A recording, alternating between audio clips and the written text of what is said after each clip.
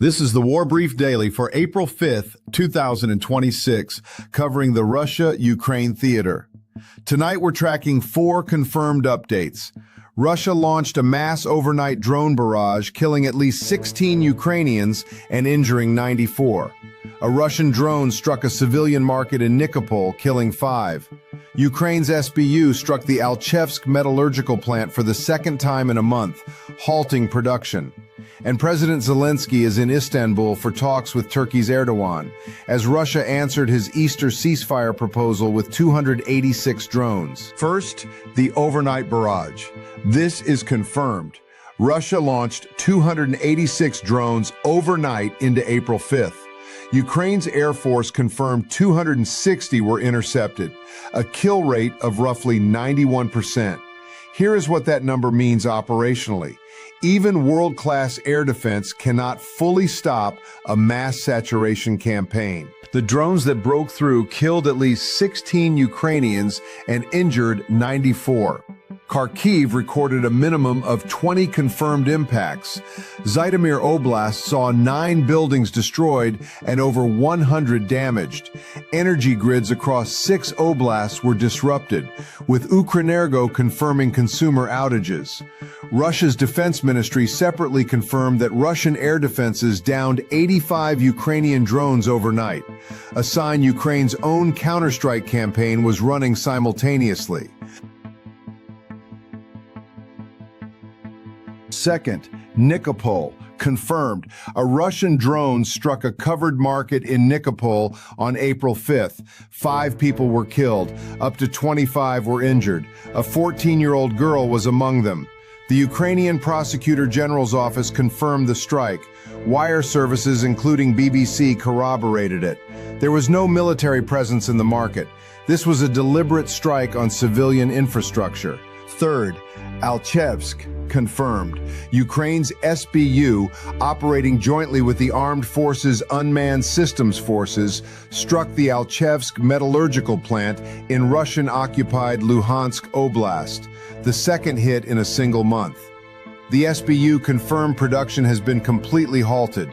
The facility supplies steel used in Russian tank and artillery manufacturing. This is not a standalone event.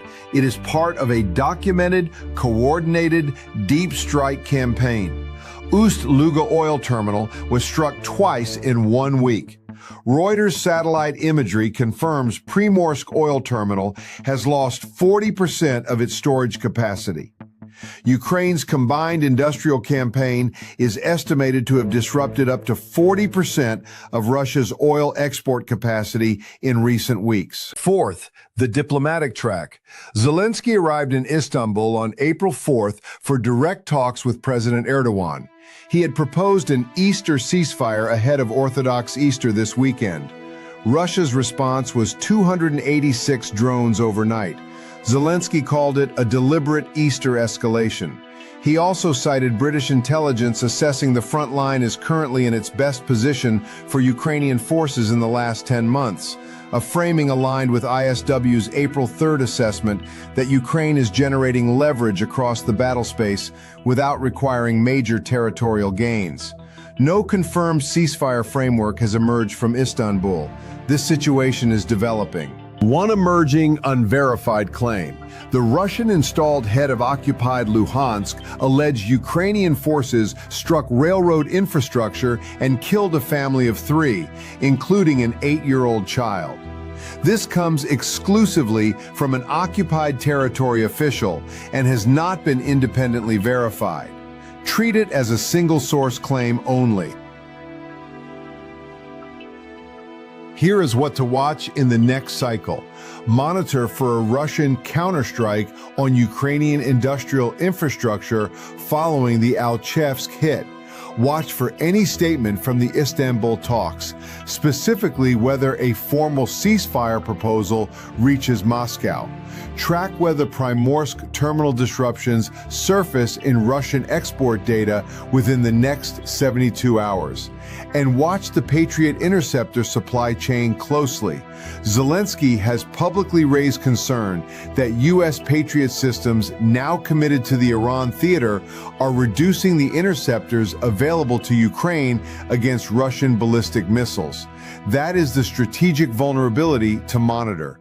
Those are your confirmed updates for April 5th, 2026. That's your War Brief Daily.